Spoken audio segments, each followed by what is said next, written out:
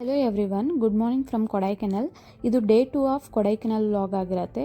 ನೀವು ನನ್ನ ಲಾಸ್ಟ್ ವೀಡಿಯೋದಲ್ಲಿ ನೋಡಿದರೆ ಗೊತ್ತಿರುತ್ತೆ, ನಾವು ಬ್ಯಾಂಗ್ಳೂರಿಂದ ವೆಕೇಷನಿಗೆ ಅಂತ ಕೊಡೈಕೆನಲ್ಗೆ ಬಂದಿದ್ದೀವಿ. ನೀವು ಇನ್ನೂ ಯಾರಾದರೂ ಆ ವಿಡಿಯೋ ನೋಡಿಲ್ಲ ಅಂದರೆ ಲಿಂಕ್ನ ಡಿಸ್ಕ್ರಿಪ್ಷನಲ್ಲಿ ಕೊಟ್ಟಿರ್ತೀನಿ, ಚೆಕ್ ಮಾಡಿ. ಹಾಗೆ ನನ್ನ ಚಾನಲ್ನ ಫಸ್ಟ್ ಟೈಮ್ ವಿಸಿಟ್ ಮಾಡಿದರೆ ಸಬ್ಸ್ಕ್ರೈಬ್ ಮಾಡಿ. ನಾವು ರೀಚ್ ಆಗೋ ಅಷ್ಟರಲ್ಲೇ ಲೇಟ್ ಆಗಿದ್ದರಿಂದ ನಾವು ಎಲ್ಲೂ ಸುತ್ತಾಡೋಕ್ಕೆ ಹೋಗಲಿಲ್ಲ, ರೂಮಲ್ಲೇ ರೆಸ್ಟ್ ಮಾಡಿದ್ವಿ. ನೆಕ್ಸ್ಟ್ ಡೇ ಮಾರ್ನಿಂಗ್ ಎದ್ದು ಹೋಮ್ ಸ್ಟೇಯಲ್ಲೇ ಕಾಫಿ ಕೊಟ್ಟಿದ್ದರು. ಬ್ಯೂಟಿಫುಲ್ ವ್ಯೂ ಎಂಜಾಯ್ ಮಾಡ್ತಾ ಕಾಫಿ ಕುಡಿದು ಫ್ರೆಶ್ ಅಪ್ ಆಗಿ ಕೊಡೈಕೆನಲ್ನ ಎಕ್ಸ್ಪ್ಲೋರ್ ಮಾಡೋಣ ಅಂತ ರೆಡಿಯಾಗಿ ಹೋಗ್ತಾ ಇದ್ದೀವಿ. ಇನ್ನು ವೆದರ್ ಕೂಡ ತುಂಬ ಪ್ಲೆಸೆಂಟ್ ಆಗಿತ್ತು, ಚಳಿ ಆಗಲಿ ಮಳೆ ಆಗಲಿ ಏನೂ ಇರಲಿಲ್ಲ. ಹೋಮ್ ಸ್ಟೇಯಲ್ಲಿ ಬರೀ ಕಾಫಿ ಅಷ್ಟೇ ಕುಡಿದಿದ್ವಿ, ಬ್ರೇಕ್ಫಾಸ್ಟ್ ಆಗಿರಲಿಲ್ಲ. ಹಾಗಾಗಿ ಫಸ್ಟು ಯಾವುದಾದ್ರೂ ಒಳ್ಳೆ ರೆಸ್ಟೋರೆಂಟ್ ಸಿಗುತ್ತಾ ಅಂತ ನೋಡ್ತಾ ಇದ್ವಿ ಬ್ರೇಕ್ಫಾಸ್ಟ್ಗೆ ಅಂತ. ನಾವು ಸಿಟಿಯಿಂದ 1-2 ಕಿಲೋಮೀಟರ್ಸ್ ಅಷ್ಟು ಹಿಂದೆ ಹೋಮ್ ಸ್ಟೇ ಮಾಡಿರೋದು.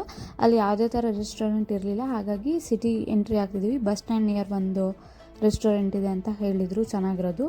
ಸೊ ಹಾಗಾಗಿ ಅಲ್ಲಿ ಟ್ರೈ ಮಾಡೋಣ ಅಂತ ಹೋಗ್ತಾ ಇದ್ದೀವಿ.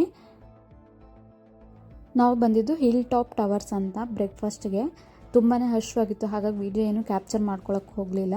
ಇಲ್ಲಿ ಬ್ರೇಕ್ಫಾಸ್ಟ್ ಎಲ್ಲ ತುಂಬಾ ಚೆನ್ನಾಗಿತ್ತು, ಹಾಗೆ ಕಾಫಿನೂ ಚೆನ್ನಾಗಿತ್ತು. ಬ್ರೇಕ್ಫಾಸ್ಟ್ ಎಲ್ಲ ಮುಗಿಸಿ ನಾವು ಹೊರಟಿದ್ದು ವಿಲೇಜ್ ಸೈಡ್ ಎಕ್ಸ್ಪ್ಲೋರ್ ಮಾಡೋಣ ಅಂತ. ಇಲ್ಲಿ ಲ್ಯಾಂಡ್ಸ್ಕೇಪ್ ಮತ್ತು ಸೀನ್ರಿ ಎಲ್ಲ ಚೆನ್ನಾಗಿದೆ. ಅರೌಂಡ್ 1.5 ಅವರ್ ಬೇಕು ಇಲ್ಲಿಗೆ ರೀಚ್ ಆಗೋಕ್ಕೆ. ಹಾಫ್ ಡೇ ಇಲ್ಲೇ ಬೇಕಾಗುತ್ತೆ, ದೂರ ಇರೋದ್ರಿಂದ ಫಸ್ಟ್ ಇದನ್ನೇ ಕವರ್ ಮಾಡಿಬಿಡೋಣ ಅಂತ ಹೋಗ್ತಾಯಿದ್ದೀವಿ.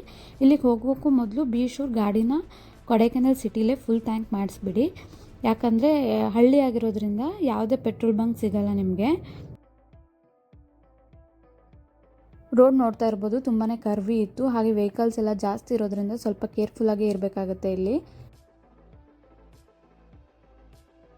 ಹಾಗೆ ರೋಡ್ ಸೈಡಲ್ಲೂ ಪೈನ್ ಟ್ರೀಸ್ ಎಲ್ಲ ಇತ್ತು, ತುಂಬಾ ಚೆನ್ನಾಗಿ ಕಾಣಿಸ್ತಿತ್ತು ಇದನ್ನು ನೋಡೋಕ್ಕೆ. ಪಾಪನು ಫುಲ್ ಎಂಜಾಯ್ ಮಾಡ್ತಿದ್ಲು, ರೋಡಲ್ಲಿ ಮಂಕಿ ಮತ್ತು ಹಾರ್ಸ್ ಎಲ್ಲ ಕಾಣಿಸ್ತಾ ಇತ್ತು ಅವಳು ನೋಡಿ ಫುಲ್ ಖುಷಿ ಪಡ್ತಾ ಇದ್ಲು. ಕೊಡೈಕೆನಲಿಂದ ಒಂದು ಅರ್ಧ ದಾರಿ ಬಂದಿದ್ವಿ, ದಾರಿಯಲ್ಲೇ ಒಂದು ನಮಗೆ ವ್ಯೂ ಪಾಯಿಂಟ್ ಸಿಕ್ತು. ಇನ್ನು ನಾವು ಬೆಳಗ್ಗೆ ಬೇಗ ಬಂದಿದ್ದರಿಂದ ಜಾಸ್ತಿ ಜನ ಇರಲಿಲ್ಲ, ರೋಡ್ ಸೈಡಲ್ಲೇ ಕಾರ್ ಪಾರ್ಕ್ ಮಾಡಬೇಕಿತ್ತು, ಹಾಗಾಗಿ ಪಾರ್ಕಿಂಗ್ ಸಹ ತೊಂದರೆ ಆಗಿಲ್ಲ ನಮಗೆ.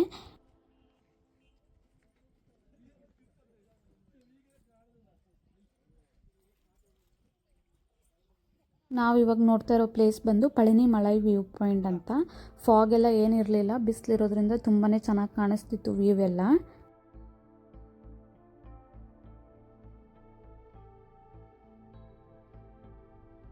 ನಾವು ನೆಕ್ಸ್ಟ್ ಹೊರಟಿದ್ದು ಪೂಂಡಿ ಅನ್ನೋ ವಿಲೇಜ್ಗೆ. ಇದನ್ನ ನಾನು ಯೂಟ್ಯೂಬಲ್ಲಿ ನೋಡಿದ್ದೆ, ಸೀನ್ರಿ ಎಲ್ಲ ತುಂಬ ಚೆನ್ನಾಗಿತ್ತು, ಹಾಗಾಗಿ ಇಲ್ಲಿ ಹೋಗೋಣ ಅಂತ ಡಿಸೈಡ್ ಮಾಡಿದ್ವಿ.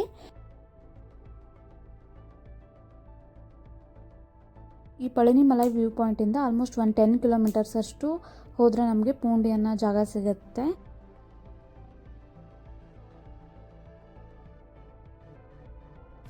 ಆಲ್ಮೋಸ್ಟ್ 140 ಕಿಲೋಮೀಟರ್ಸ್ ಬಂದ್ರೂ ನಮಗೆ ಪೂಂಡಿ ವಿಲೇಜಲ್ಲಿ ಯಾವುದೇ ಥರ ಸೀನ್ರಿನೂ ಸಿಗಲಿಲ್ಲ, ವೀಡಿಯೋಸಲ್ಲಿ ತೋರಿಸಿದ ಥರ. ಅಲ್ಲದೆ ನಮ್ಮ ಥರನೇ ಇನ್ನೊಬ್ಬರು ಕಪಲ್ ಕೂಡ ಬಂದಿದ್ದರು, ಅವರೂ ಹುಡುಕ್ತಾ ಇದ್ದರು, ವಿಡಿಯೋ ನೋಡ್ಕೊಂಡು ಬಂದಿರೋದು ಅಂತ ಹೇಳಿದರು ಅವರು. ಅದು ಅಲ್ಲದೆ ಇಲ್ಲಿ ಯಾರಿಗಾದ್ರೂ ಕೇಳೋಣ ಅಂದರೆ ಲ್ಯಾಂಗ್ವೇಜ್ ಪ್ರಾಬ್ಲಮ್ ಬೇರೆ, ನಮಗೆ ತಮಿಳ್ ಬರ್ತಿರಲಿಲ್ಲ, ಅವ್ರಿಗೆ ಕನ್ನಡ ಅರ್ಥ ಆಗ್ತಾ ಇರಲಿಲ್ಲ. ಹಾಗೆ ಅರೌಂಡ್ 145 ಕಿಲೋಮೀಟರ್ಸ್ ಮುಂದೆ ಹೋದಾದ್ಮೇಲೆ ನಮಗೆ ಲಾಸ್ಟ್ ವಿಲೇಜ್ ಆಫ್ ಕೊಡೈಕೆನಲ್ ಸಿಕ್ತು. ಇದು ಹೆಸರು ಕಿಲಾರಾಯಿ ಅಂತ. ಟೂರಿಸ್ಟ್ ಯಾರೂ ಇರಲಿಲ್ಲ ಇಲ್ಲಿ, ಬರೀ ಲೋಕಲೇಟ್ಸ್ ಅಷ್ಟೇ ಇದ್ದಿದ್ದು. ತುಂಬಾ ಪೀಸ್ಫುಲ್ ಆಗಿತ್ತು ಜಾಗ, ಸೀನ್ರೂ ಅಷ್ಟೇ ತುಂಬಾ ಚೆನ್ನಾಗಿತ್ತು. ಹಾಗಾಗಿ ಇಲ್ಲೇ ಸ್ವಲ್ಪ ಹೊತ್ತು ಟೈಮ್ ಸ್ಪೆಂಡ್ ಮಾಡಿ ಮತ್ತೆ ನಾವು ಬಂದಿದ್ದ ರೂಟಲ್ಲೇ ವಾಪಸ್ ಹೊರಟ್ವಿ. ನೆಕ್ಸ್ಟ್ ನಾವು ಬಂದಿದ್ದು ಮನ್ನವನ್ನೂರು ಶಿಪ್ ಫಾರ್ಮ್ಗೆ. ಇಲ್ಲಿ ಎಂಟ್ರಿ ಫೀಸ್ ಇದೆ, 20 ರೂಪೀಸ್ ಚಾರ್ಜ್ ಮಾಡ್ತಾರೆ ಒಬ್ಬರಿಗೆ. ಕ್ಯಾಶ್ ತೊಗೊಂಡು ಹೋಗೋದು ಒಳ್ಳೆಯದು ಇಲ್ಲಿಗೆ, ಯಾಕೆಂದರೆ ಇಲ್ಲಿ ಗೂಗಲ್ ಪೇ ಮತ್ತು ಫೋನ್ಪೇ ಯಾವುದೂ ವರ್ಕ್ ಆಗೋಲ್ಲ, ನೆಟ್ವರ್ಕ್ ಇರಲ್ಲ ಇಲ್ಲಿ ಸರಿಯಾಗಿ. ಹಾಗಾಗಿ ಮಕ್ಕಳನ್ನೆಲ್ಲ ಕರ್ಕೊಂಬಂದರೆ ಡೆಫಿನೆಟ್ಲಿ ಈ ಜಾಗ ಇಷ್ಟ ಆಗುತ್ತೆ ಅವ್ರಿಗೆ ಆಟ ಆಡೋಕ್ಕೆಲ್ಲ ಶಿಪ್ಸ್ ಮತ್ತು ರ್ಯಾಬಿಟ್ ಎಲ್ಲ ಇತ್ತು, ಅವ್ರನ್ನೆಲ್ಲ ನೋಡಿ ನನ್ನ ಮಗಳು ಕೂಡ ತುಂಬಾ ಎಂಜಾಯ್ ಮಾಡ್ತಿದ್ಲು ಇಲ್ಲಿ. ಹಾಗೆ ಲ್ಯಾಂಡ್ಸ್ಕೇಪ್ ಕೂಡ ತುಂಬಾ ಬ್ಯೂಟಿಫುಲ್ ಆಗಿತ್ತು. ಮೇ ಬಿ ನಾವು ರಾಂಗ್ ಟೈಮಲ್ಲಿ ಬಂದಿದ್ದೀವಿ ಅನಿಸುತ್ತೆ, ಹಾಗಾಗಿ ಅಷ್ಟು ಗ್ರೀನ್ರಿ ಅನ್ನಿಸ್ತಿರ್ಲಿಲ್ಲ. ನಾವು ರೈನಿ ಸೀಸನಲ್ಲೆಲ್ಲ ಬಂದಿದ್ದರೆ ನೀರೆಲ್ಲನೂ ತುಂಬಾ ಇರ್ತಿತ್ತು ಅನಿಸುತ್ತೆ.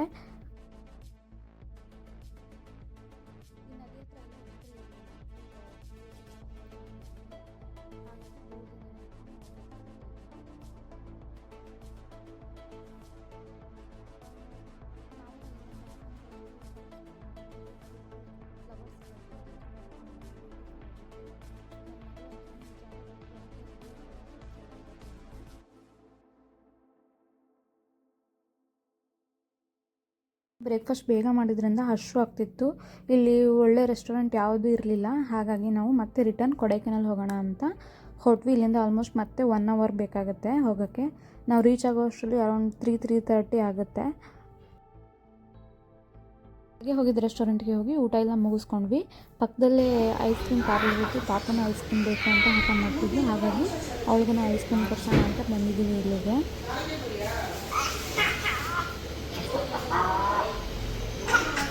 ತಿನ್ನು ತಿನ್ನು ತಿನ್ನು.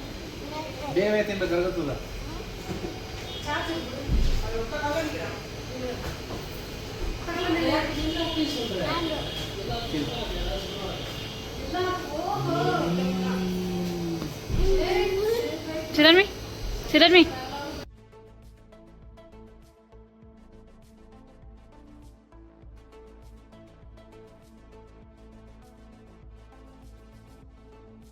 ಎಲ್ಲ ತಿನ್ಕೊಂಡು ಹೊರಡೋ ಅಷ್ಟರಲ್ಲಿ 4 o'clock ಆಯಿತು. ಇವತ್ತು ಗುಣ ಕೇವ್ಸ್ ಎಲ್ಲ ನೋಡಬೇಕಿತ್ತು, ಬಟ್ ಟೈಮ್ ಆಗಿರೋದ್ರಿಂದ ಆಗಲ್ಲ, ಯಾಕೆಂದರೆ ಕ್ಲೋಸಿಂಗ್ ಟೈಮ್ ಆಗಿಬಿಟ್ಟಿತ್ತು ಆಲ್ರೆಡಿ. ಹಾಗಾಗಿ ಇವಾಗ ಸ್ಟೇಗೆ ಹೋಗಿ ಅಲ್ಲೇ ರೆಸ್ಟ್ ಮಾಡಿ ನೆಕ್ಸ್ಟ್ ಡೇ ಎಕ್ಸ್ಪ್ಲೋರ್ ಮಾಡೋಣ ಅಂತ ಅಂದ್ಕೊಂಡಿದ್ದೀವಿ. Hello everyone, good morning. ಇವತ್ತು ನಮ್ಮದು ಕೊಡೈಕೆನಾಲಲ್ಲಿ ಲಾಸ್ಟ್ ಡೇ ಆಗಿರುತ್ತೆ.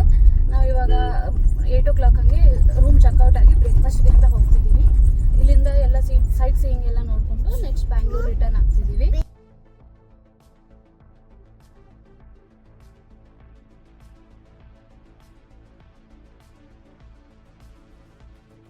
ಈ 3rd ಟೈಮ್ ಈ ರೆಸ್ಟೋರೆಂಟಿಗೆ ಬರ್ತಿರೋದು. ಬ್ರೇಕ್ಫಾಸ್ಟ್ ನೆನ್ನೆ ಚೆನ್ನಾಗಿತ್ತು, ಲಂಚ್ ಕೂಡ ಚೆನ್ನಾಗಿತ್ತು. ಹಾಗಾಗಿ ಮತ್ತೊಂದು ಇಲ್ಲೇ ಬ್ರೇಕ್ಫಾಸ್ಟ್ ಮುಗಿಸ್ಕೊಂಡು ಹೋಗೋಣ ಅಂತ ಬಂದಿದ್ದೀವಿ ಇಲ್ಲಿಗೆ.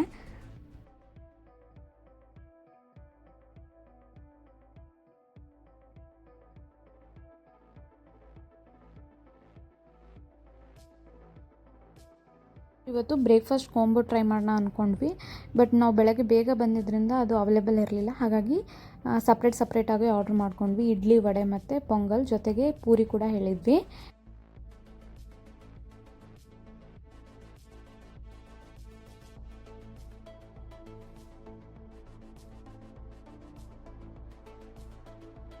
ಹಾಗೆ ವೆಜಿಟೇರಿಯನ್ ಯಾರಾದರೂ ಇದ್ದರೆ, ನೀವೇನಾದರೂ ಕೊಡೈಕೆನಾಲ್ ಬಂದರೆ ಈ ರೆಸ್ಟೋರೆಂಟ್ನ ವಿಸಿಟ್ ಮಾಡಿ. ಡೆಫಿನೆಟ್ಲಿ ನಿಮಗೂ ಇಷ್ಟ ಆಗುತ್ತೆ ಇಲ್ಲಿ ಫುಡ್ ಎಲ್ಲ.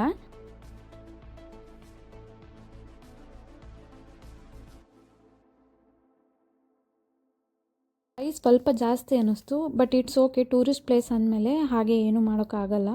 ಒಳ್ಳೆ ಊಟ ಸಿಗ್ತಿದೆ ಅಂತ ಖುಷಿ ಪಡಬೇಕಷ್ಟೇ. ನಾವು ಬಂದಿದ್ದು ಪಿಲ್ಲರ್ ರಾಕ್ ವ್ಯೂ ಪಾಯಿಂಟ್ಗೆ. ಇದು ಸಿಟಿಯಿಂದ ನಿಮಗೆ ಒಂದು 3-4 ಕಿಲೋಮೀಟರ್ಸ್ ಒಳಗಡೆ ಸಿಗುತ್ತೆ. ನಾವು ಬಂದ ತಕ್ಷಣ ಬಿಸಿಲಿದ್ದರಿಂದ ಒಳ್ಳೆ ವ್ಯೂ ಸಿಕ್ತು ನಮಗೆ.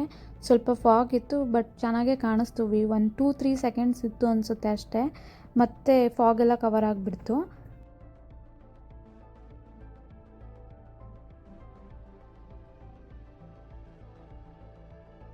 ಹಾಗೆ ಸೈಡಲ್ಲಿ ನೋಡ್ತಾ ಇರ್ಬೋದು ನೀವು, ಬೈಸನ್ ಕೂಡ ಇದೆ.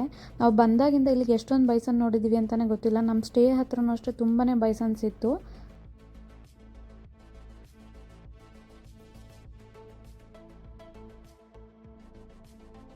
ತ್ರೀ ಸೆಕೆಂಡ್ಸ್ ವ್ಯೂ ಸಿಕ್ಕಿದ್ದಷ್ಟೇ, ಮತ್ತೆ ಫಾಗ್ ಕವರ್ ಆದಮೇಲೆ ಎಷ್ಟೊತ್ತು ವೆಯ್ಟ್ ಮಾಡಿದ್ರು ಮತ್ತೆ ಕ್ಲಿಯರ್ ಆಗಲೇ ಇಲ್ಲ ಫಾಗ್ ಎಲ್ಲ.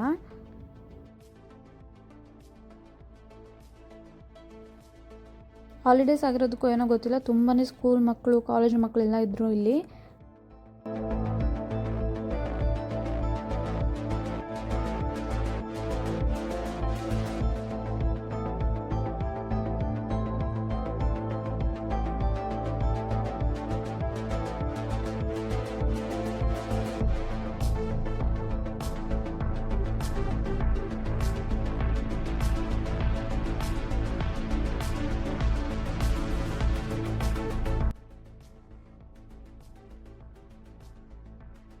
ಸೆಕೆಂಡ್ಸ್ ಅಷ್ಟೇ ಗ್ಲಿಮ್ಸ್ ಬಂದು ಹೋಯ್ತು, ಬಟ್ ಚೆನ್ನಾಗಿದೆ ಪ್ಲೇಸ್. ವ್ಯೂಸ್ ಎಲ್ಲ ಕಂಡ್ರೆ ತುಂಬಾ ಚೆನ್ನಾಗಿ ಅನ್ಸುತ್ತೆ. ಫುಲ್ ಫಾಗಿ ಇದೆ.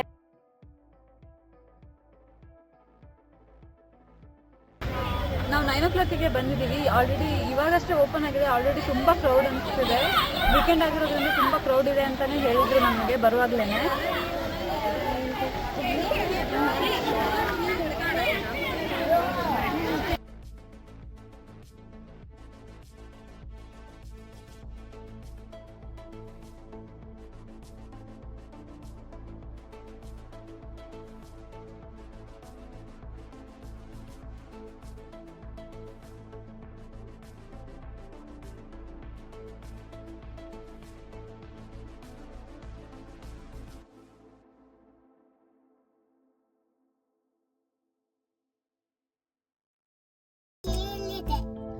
ನಾವಿವಾಗ ಪಿಲ್ಲರ್ ರಾಕಿಂದ ಗುಣ ಕೇವಿ, ಪಿಲ್ಲರ್ ರಾಕಿಂದ ಗುಣ ಕೇವಿ 1 ಕಿಲೋಮೀಟರ್ ಇದೆ.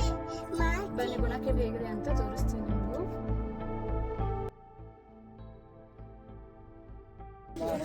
ಹೆಂಗೈತೆ? ಬ್ರೀಜಿ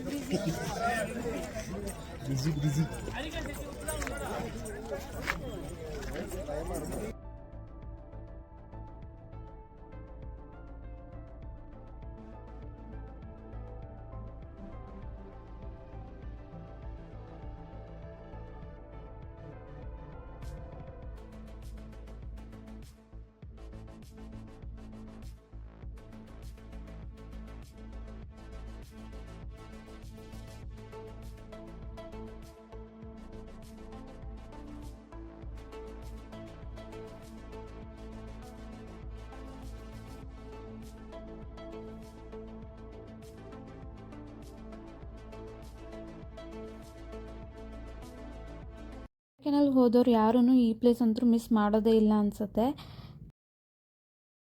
9:30 ಆಗಿತ್ತು. ಆಲ್ರೆಡಿ ಓವರ್ ಕ್ರೌಡ್ ಆಗಿಬಿಟ್ಟಿತ್ತು. ಮೇ ಬಿ ಹಾಲಿಡೇಸ್ ಅಂತನೋ ಏನೋ ಗೊತ್ತಿಲ್ಲ, ಕಾಲೇಜ್ದು ಗ್ಯಾಂಗ್ ಮತ್ತು ಸ್ಕೂಲ್ ಗ್ಯಾಂಗ್ ಎಲ್ಲ ತುಂಬಾ ಇತ್ತು. ಎಸ್ಪೆಷಲಿ ಆ ಮಂಜುಮೆಲ್ ಬಾಯ್ಸ್ ಮೂವಿ ನೋಡಿದ್ಮೇಲಂತೂ ಈ ಪ್ಲೇಸ್ ತುಂಬಾ ಪಾಪ್ಯುಲರ್ ಆಗಿಬಿಟ್ಟಿದೆ ಅಂತ ಹೇಳ್ಬೋದು. ಎಲ್ರೂ ಇಲ್ಲಿ ಸುಭಾಷು ಅಂತಲೇ ಕೂಗ್ತಿದ್ರು. ಆ ಮರದ ಬೇರ್ ಮೇಲೆಲ್ಲ ನೋಡಿ ಎಷ್ಟು ಜನ ಕೂತಿದ್ದಾರೆ ಅಂತ, ಅದೆಲ್ಲ ಒಂದೇ ಗ್ರೂಪ್ ಆಗಿತ್ತು. ನಿಮ್ಗೇನಾದರೂ ಕ್ರೌಡೆಲ್ಲ ಇಷ್ಟ ಇಲ್ಲ,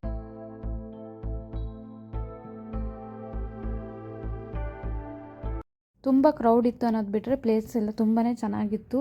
ವ್ಯೂ ಎಲ್ಲ ಸಖತ್ತಾಗಿ ಕಾಣಿಸ್ತಿತ್ತು ನಮಗೆ. ನೀವೂ ನೋಡ್ತಾ ಇರ್ಬೋದು ಎಷ್ಟು ಬ್ರೀಸಿಯಾಗಿ ಫಾಗಿ ಆಗಿದೆ ಅಂತ.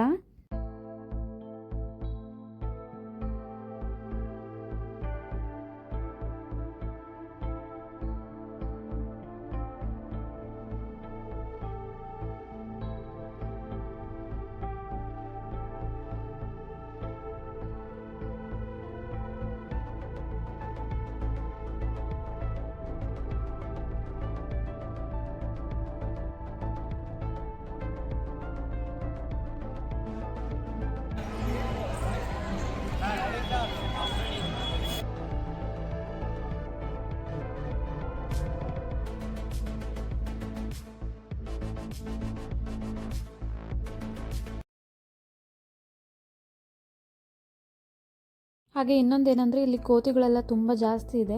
ಪರ್ಸ್ ಮತ್ತು ಬ್ಯಾಗು ಮೊಬೈಲೆಲ್ಲ ಹುಷಾರಾಗಿ ಇಟ್ಕೊಂಡು ಹೋಗ್ಬೇಕಿಲ್ಲಿ.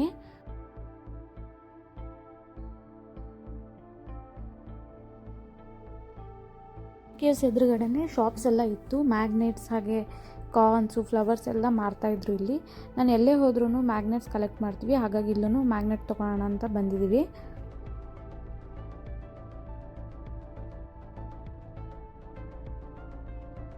ಆಪ್ಷನ್ಸ್ ಇತ್ತು, ಯಾವ್ದು ತೊಗೊಳ್ಳೋದು ಅಂತಲೇ ಗೊತ್ತಾಗ್ತಿರ್ಲಿಲ್ಲ. ಫೈನಲಿ ಒಂದು ಸೆಲೆಕ್ಟ್ ಮಾಡ್ಕೊಂಡ್ವಿ, ಒಡಿದೇ ಇರೋ ಥರದ್ದು. ನೆಕ್ಸ್ಟ್ ನಾವು ಇಲ್ಲಿಂದ ಹೊರಟಿದ್ದು ಪೈನ್ ಫಾರೆಸ್ಟ್ಗೆ. ಇದೂ ಅಷ್ಟೇ ನಿಮಗೆ 1 ಕಿಲೋಮೀಟರ್ ಒಳಗಡೆನೇ ಇದೆ. ಆಲ್ರೆಡಿ ಊಟಿಲಿ ಪೈನ್ ಫಾರೆಸ್ಟ್ ನೋಡಿದ್ವಿ, ಹಾಗಾಗಿ